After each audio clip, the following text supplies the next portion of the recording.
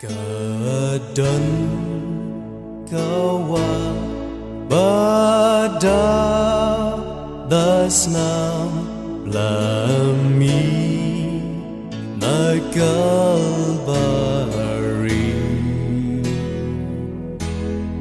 inom popki bado nyedam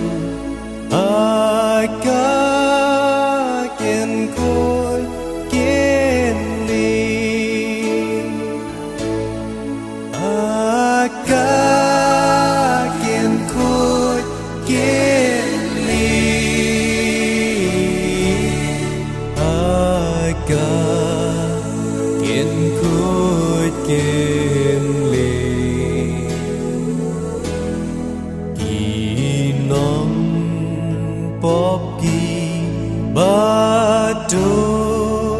nyedam akakin kut kini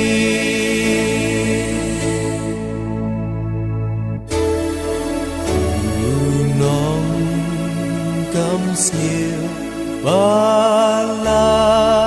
sodin lashem kanikawan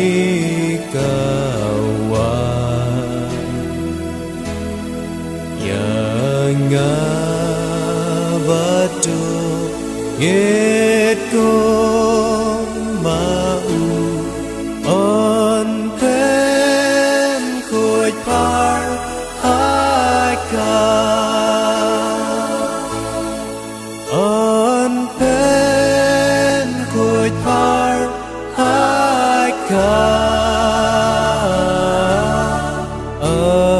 pen kuj parhaka yang abadu ngitku mau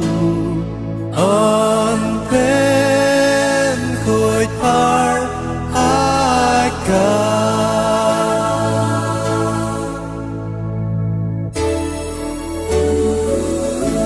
Bonsi ngapurkhat ila kaching im igi pop bon bangalale ngakli ma mo yaw nong pop kumanga ngayo aso iksur bajam kajong jisu kabak ong nga ngan pungkhoy par Yagi pop baro hakawa Calvary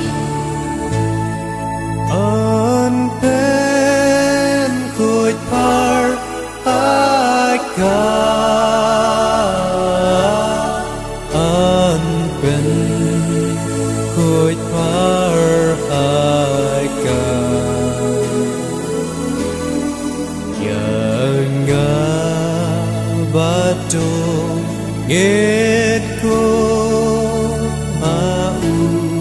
on pen kuj par haka